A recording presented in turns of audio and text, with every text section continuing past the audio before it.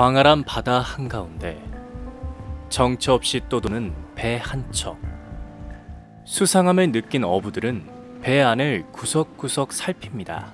거기 아무도 없어. 고약한 냄새를 풍기는 배 안에는 사람의 시체가. 시체 옆에서 칼을 쥔 채 앉아있는 남자의 이름은 이민석. 저 시계가 먹은 거요.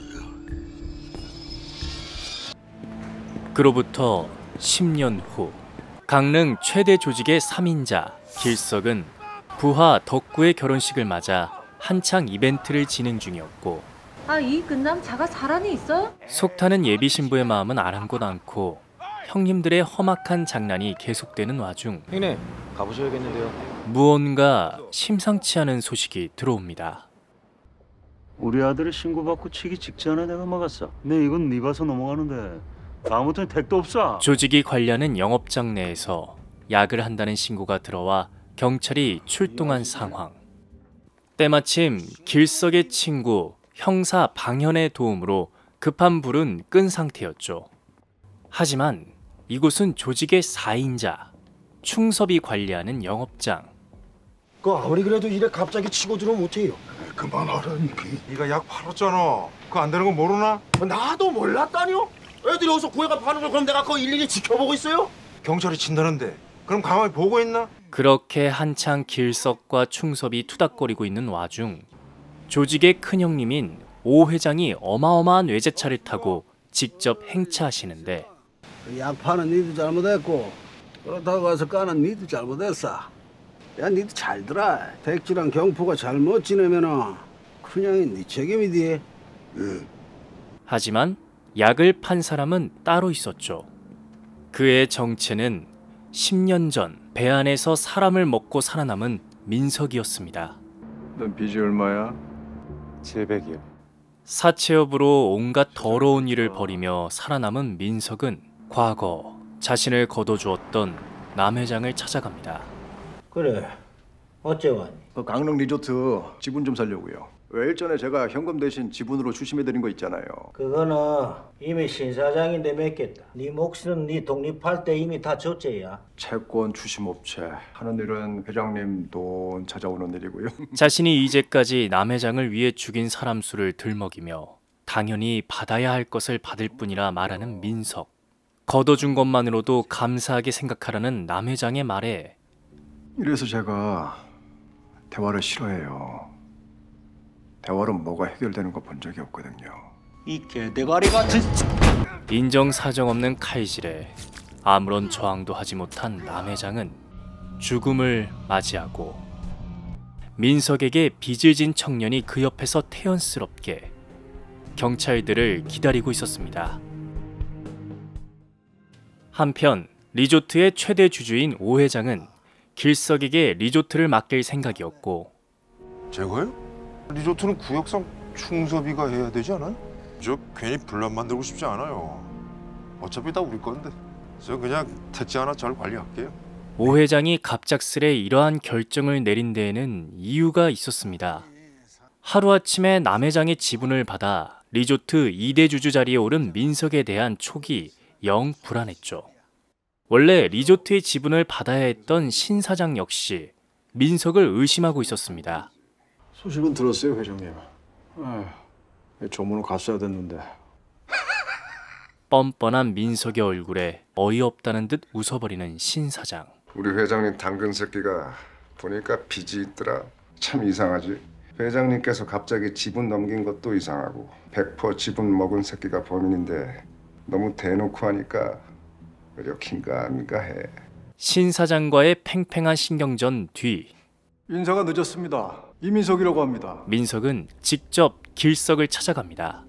일전에 저희 애들 약 때문에 식구들 간에 불화가 있었다고 들었습니다. 사과드리죠. 약 파는 새끼다가 뭐하러 여기까지 왔어? 그 약은 애들이 알아서 하는 거고 내 본업은 채권 추심이야. 돈 못 주는 아들은 갖다가 판다는 말도 있던데. 돈을 빌렸으면 갚아야지. 꼭 돈이 아니더라도 말이야. 위험한 사상을 가진 그와의 사업이 어쩐지 꺼림칙한 길석은 사업적으로 지분을 넣는 건 좋은데 업무에 들어오는 건 안 돼. 손을 완전히 떼라. 경영에서. 그래. 뭐 최대 주주가 그렇다고 하면 그런 것이 뭐. 순순히 길석의 말을 받아들이는 듯 보였지만 얼굴에 드러나는 불쾌감을 숨길 수 없었고 자신의 것이라 생각했던 리조트가 길석에게로 돌아간다는 것에 충섭 역시 불만이 가득한 상태였습니다. 자신과 다르게 묻어난 무성의 모습에 충섭은 어쩐지 더 부하가 치밀어 오르고 어차피 형님이 하던 일 우리한테 물려주는 건데 이래주나 저래주나 형님 마음이지 뭐. 그래서 가만히 있으려고요. 했던 일은 가만히 있으면 해결이 된다. 민석에게 빚을 지고 그 이자를 몸으로 떼워 근근히 갚아가던 여자 은서는 넌 내가 다가가면 더 멀어진다. 민석을 사랑하게 된 자신의 감정을 솔직히 털어놓고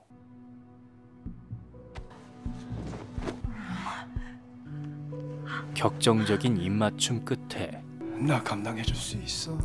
함께 오 회장을 찾아갑니다.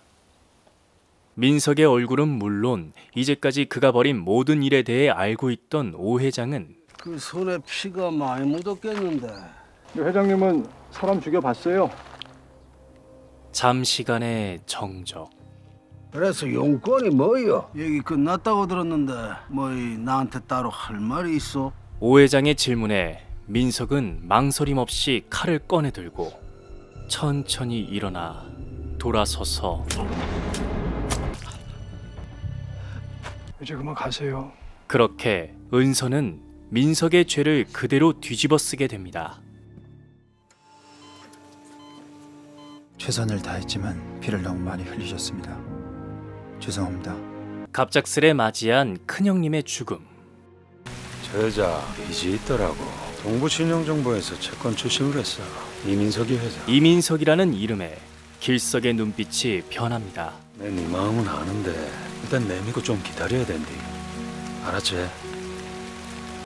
지금이라도 당장 이민석을 치고 싶은 마음은 길석도 마찬가지였으나 때를 기다리자는 방연의 말에도 일리가 있었고 이에 충섭의 반발이 적지 않았으나 일은 길석이 주도한 대로 진행됩니다. 길석의 오른팔 형근은 민석의 부하 셋을 잡아 내 들어보니 네 어머니 위암이라며. 내가 네 어머니 수술비 줄게. 필요하면 간병인도 붙여주고. 어때 생각하나? 그들을 회유해 마약을 거래하는 장소와 시간을 알아내죠. 형근은 이 사실을 방연에게 알리고 현장을 급습하기 위해 쫓고 쫓기는 추격전의 시작. 전원 검거. 저놈들 중에 하나는 무조건 약이고 하나는 무조건 돈이야. 드디어 이민석의 꼬리를 잡았다고 생각한 그때 이게 뭐냐? 강릉의 커피로 존나 유명하잖아.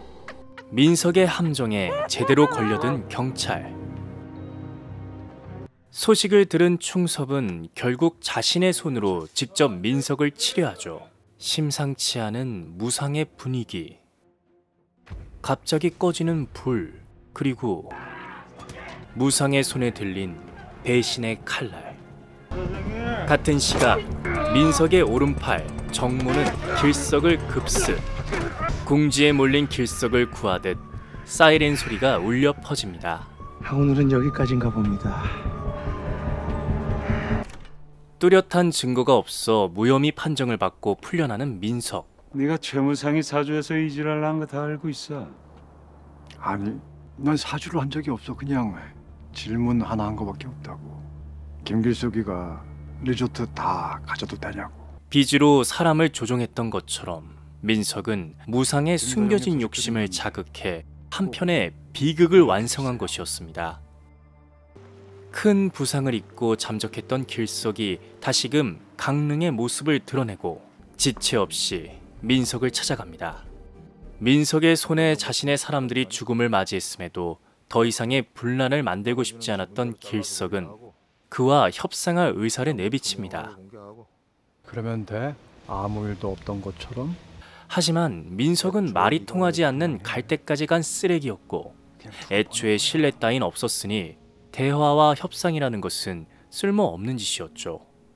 과거 자신과 함께 이민석을 치자 했던 신 사장의 제안을 매몰차게 거절했던 길석은 민망함을 무릅쓰고 그를 찾아가 도움을 청하고 신 사장님이 내 지분 가져가고 내가 이민석이 지분 가져오고 이민석이 죽는 순간 신 사장님이 최대 주주 되는 거죠. 어때요? 민석을 치기 전 길석에겐 만나야 할 사람이 있었습니다. 조직을 배신하고 충섭을 죽인 무상. 왜서 그랬어요? 저 리조트 있잖아. 저런 거 하나 짓는 게 내 꿈이었어. 네 어때 생각하나? 내가 저거 가지는 게 욕심이나? 형 그냥 사과할 생각은 없어.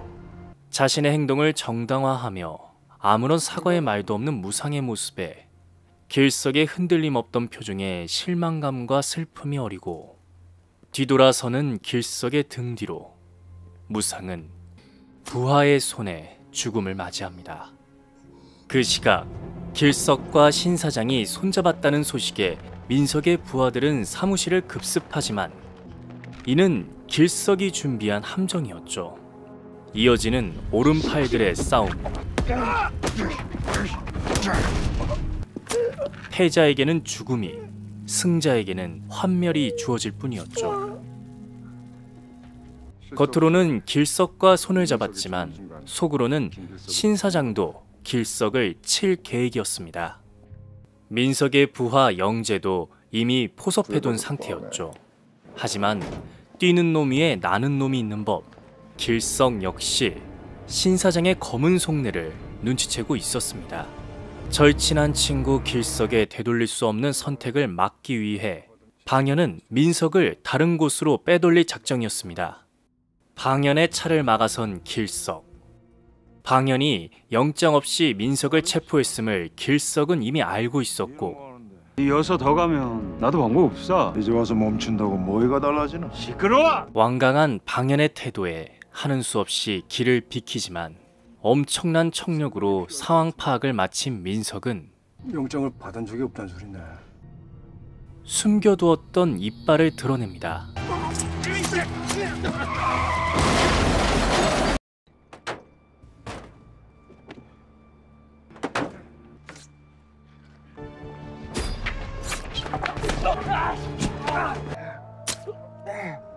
마지막 숨통까지 끊어버리고 어떻게든 몸부림치며 길석에게로 향합니다만